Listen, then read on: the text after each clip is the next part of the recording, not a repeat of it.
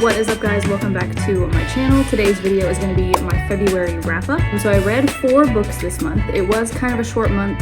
I feel like I've been averaging like 4 to 5 books anyway, so I guess that's not too bad. I'm off to a good start for March though. I'm bringing audiobooks back in. I feel like I've had a little bit of trouble concentrating. I don't know if you guys are feeling that too.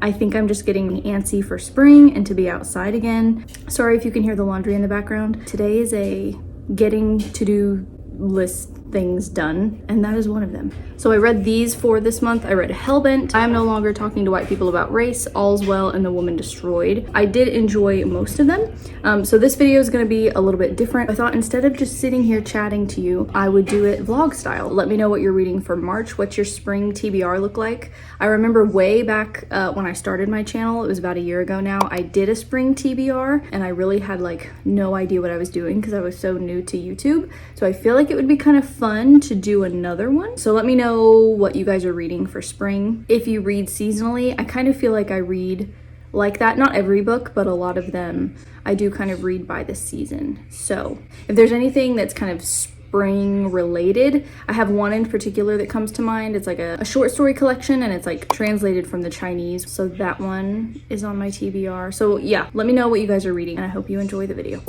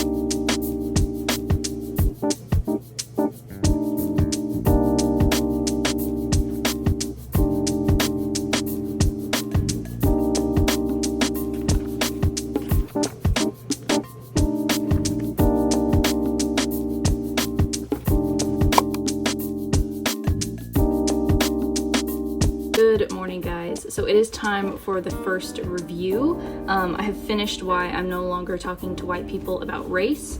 So I have just written a few things down in my handy dandy notebook and I'm going to take you guys through my thoughts. So this one's been around for, let's see, it came out in 2017 and she gives a really good rundown of how the book came to be, and she talks about all of the events, the political climate that led up to the writing of the book and how that sort of what was going on politically in America as well as in the UK is what led to her writing. Definitely very readable, and I think its readability lends itself to the fact that she of course puts in facts, statistics, historical evidence, all those things, but she mixes it in with and balances it really well with her own personal experience, bringing in her own experiences as a Black woman in a predominantly white country and how she feels very alien in a country she was born into.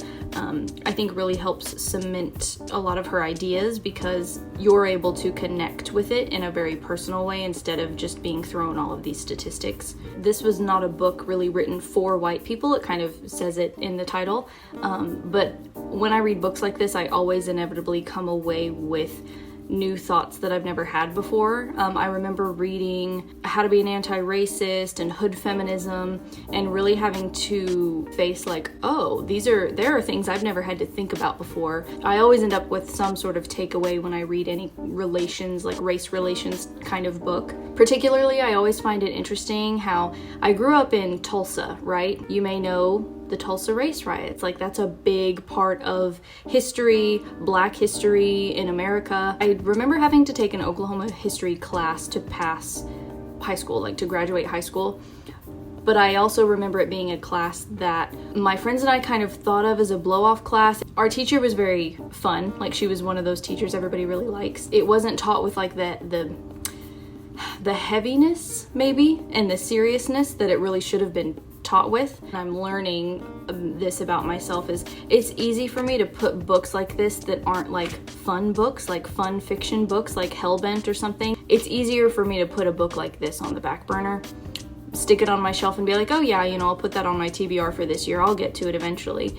I think something that we can do, and it's a small thing, but something white people can start to do, is actually prioritize books like this and don't let them sit and collect dust on your shelves for as long as I have done. Start with something like Hood Feminism, start with the really popular ones that are easy to find at a local bookstore, and really sit with yourself and reflect, because I think that's where it starts, is instead of just immediately being like, well, I'm not a racist. Racism is sometimes very covert and it's not this obvious thing. It's not like you're gonna be going down the street spitting in people's faces. It's not, racism doesn't really present itself so much in that way. In the 21st century, we're a lot more likely to see, you know, a white cop abusing his power. We are more likely to see a white person in a position of power tossing somebody's resume in the trash because they have a foreign sounding name. Like, that is how racism can manifest itself, and it's obviously just as insidious that way. I think it's easy as a white person, and I've done this myself so many times,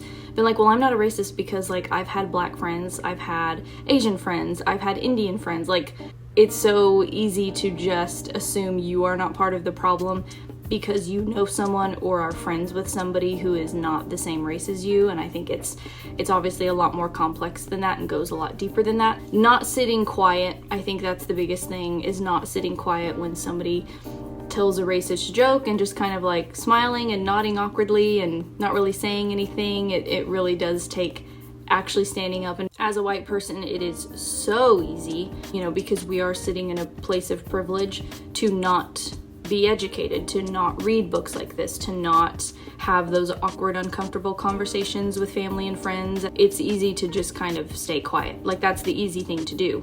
But that's also not the right thing to do. I feel like books like this really need to start being required reading, and instead of reading like Steinbeck and American classics, we need to start putting books like this on the syllabus in our high school history classes, college history courses. Not being so afraid and sensitive to put books like this on the forefront of education. I think that's probably where it starts. I don't want to give this book a star rating. I feel like that's not always appropriate for like nonfiction books like this. I'm gonna get back to reading. I've got one more story left in Woman Destroyed, and about, I think, less than 200 pages now of Hellbent. So I'm gonna try to race through as much as I can today. We'll see how far I go. It's probably gonna take me a little bit more than the week that I thought it was, but that's okay. And I don't like to rush through books like this. I really try to take my time and sit with it and reflect. So yes, let's keep going.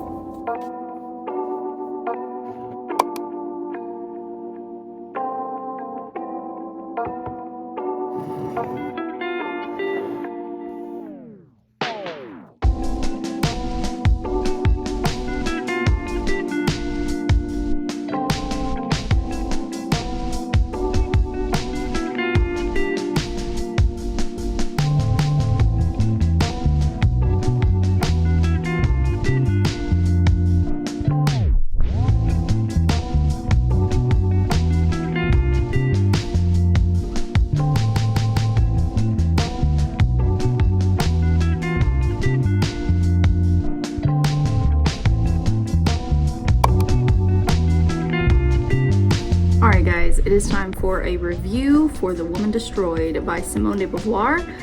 It's the next day. I finished this one. It took me like a week at least, because I was kind of reading this one intermittently with Hellbent, and I found myself more intrigued and more interested in Hellbent. So it's about 250 pages long, and it's comprised of 3 short stories. Simone de Beauvoir can definitely write. She can definitely turn a phrase. She writes very well, very like well thought out, incredibly well organized, well edited writing. So if you just want a book where you don't really feel like there's a whole lot going on, and it's a lot of internal, almost stream of consciousness kind of dialogue and prose, but the prose is very excellent and very good quality, you'll probably like this. I think I'm just more of someone who needs, and I've said this before, I just need a little more plot, and there wasn't a lot of plot in this one. It's mainly internal dialogue of the main character as she's going through, her and her husband are going through some difficult times, and she's not the nicest person. I think that was probably one of my biggest hang-ups. Does that make her authentic and very like real, like realistic, yes. So I do like that aspect. She just has a very pessimistic view of the world, and maybe that's what existentialist writing is all about. I'm sure I just didn't necessarily miss the point, but just wasn't this book's target audience. She's very cruel verbally to her son, who doesn't want to follow in her footsteps, and she, yeah, basically just admits to him like, I'm never gonna forgive you for this. And he is very level-headed and comes back a lot of times with a jab and a conversation about how she just loves power, she just wants control, and all of those things are true. So we have a protagonist who's not very likable, and I always find it easier to get into a book when the main character whose eyes we're seeing through is at least somewhat likable. The second story, it just keeps getting worse. She's basically lost all of her hope in humanity. She calls her husband limp macaroni. So if that gives you any clue as to like her attitude towards people, I feel like that kind of sums it up. One of the most intense, like dramatic quotes that I put down is she says, "If I were the earth, it would disgust me. All this vermin on my back, I'd shake it off." So the vermin, she's obviously referencing like people, like the human population. I said it felt like it was a stream of consciousness musing from a bitter woman who thinks people are deserving of death, including herself. It felt like reading the ramblings of a mad woman. I skipped the last few pages. So I did skip the last couple pages of that middle story because I was just like, this isn't, you know, not every book has to put me in like a positive mindset. Like I said, I'm reading Hellbent at the same time as I'm reading this one, and it's not like a positive, happy book, but the characters have hope, and I feel like if I'm gonna invest in a main character, they at least have to have some sort of hope for humanity. Like that's really the only thing that keeps anybody alive, is like just a little bit of hope. Like that's all you need and you're good in life. And I feel like she just doesn't have any hope at all. The negative attitude was just it doesn't make it an enjoyable read for me. I think I've realized the sort of existentialist writing style isn't really my thing. I feel like I don't have too much to say about this. The beginning of the third story, which is the title story, does get a little bit better. There's some really beautiful quotes. The opening of The Woman Destroyed is really good. I loved it. I wrote down some quotes from it, but it very quickly spirals. The woman again is having infidelity issues with her husband. Wasn't my cup of tea, but I would read Simone de Beauvoir again if I could find something that I thought I might like a little bit better, or is maybe a little bit more positive. I think this is just another case of me seeing a cover and reading a title that I couldn't resist, because this cover and the title, just, they're amazing, but then the content inside was not my favorite. Hi. You look like a caveman coming out of his cave. A Bigfoot. You're like lurching. I think I've mentioned in a previous video I would like to try to maybe read one translated novel every month, so I'm gonna keep up this trend and see if I like it. I sometimes find the dialogue stilted because of there being something that's essentially lost in translation. Sometimes I find that a little awkward because dialogue doesn't translate as natural as it would sound in the original language. But anyway, all of that to say, if you guys have any translated works that you really like, let me know, because I might make that a new thing. Next up, I'm finishing Hellbent, and I'm gonna start what will probably be my final book of the month, which is Mona Awad's All's Well.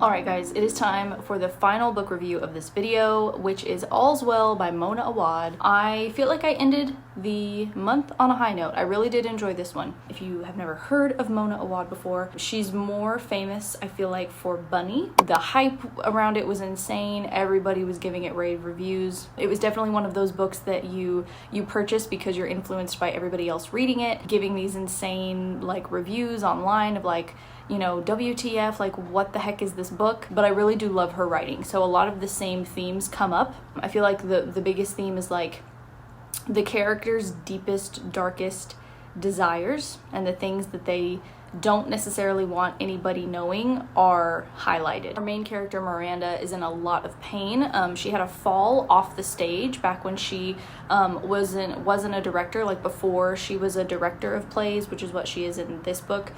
She was an actress, but she had a really bad fall. She messed up her back, she messed up her hip. So you have these really interesting descriptions of the way that she's like describing her own body and her own pain. I remember one that stands out as she describes her own body as a black sky filled with bright stars of pain. And so you kind of see her personality, like her pain reflected in her personality, and how warped she's kind of become. She's very bitter towards these young actresses in training who she's directing because she wishes she was still them.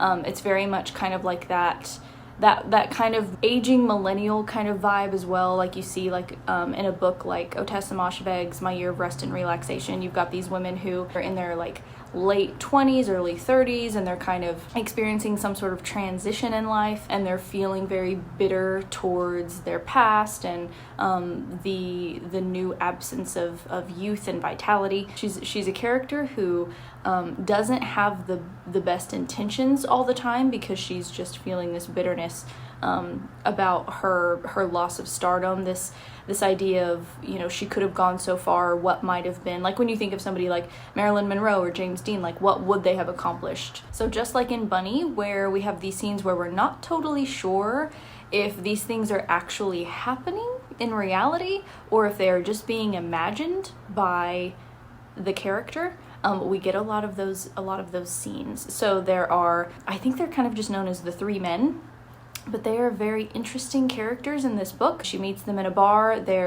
She literally calls them like the skinny man, the middling man, and the fat man. Their dialogue is very backwards and kind of rhythmic and circular and kind of not difficult to understand, just like very not natural. And so you're like, okay, is this really happening? She experiences a very rapid change of circumstance. The plot that follows is essentially what happens after this change has occurred. What we'll do to hold on to the things that we want the most. Like how far are we gonna go? How far are we gonna push it? Are we gonna wish bad things on people we don't like in order to achieve what we want? I really enjoyed going deep into Miranda's psyche. I love that kind of ambiguity in writing. You do not need an understanding of All's Well That Ends Well by Shakespeare to understand this. She writes it in such a way that she makes it very clear the little like similarities between the play and what's happening in the characters' lives. So even if you, like me, have not read that particular Shakespeare play, you are able to still make the connections because she's leading you just a little bit. She's giving you just enough breadcrumbs. I did give it like a 4.5 out of 5 stars, I think. I will say I do think that I liked Bunny a little bit more just because the setting, it's more like dark academia. It's not as dark. I feel like Bunny gets pretty crazy at the end, and this one didn't have quite the same punch that Bunny did. I would reread Bunny. I'm probably not going to reread All's Well. Ultimately worth the read, absolutely. I think Mona Awad is probably going to be an auto-buy author for me. So that's really exciting. Always finding somebody who, you know, you can pretty much guarantee that whatever they come up with is going to be something that's very, very interesting, very subversive, makes you question things, makes you question reality. I'm gonna go. I have been procrastinating yet again on getting some writing done, and it is a beautiful day, so I'm gonna write out on the balcony and maybe get you guys another writing vlog soon. So yes, I hope you guys enjoyed this video, and I will see you in the next one. Bye.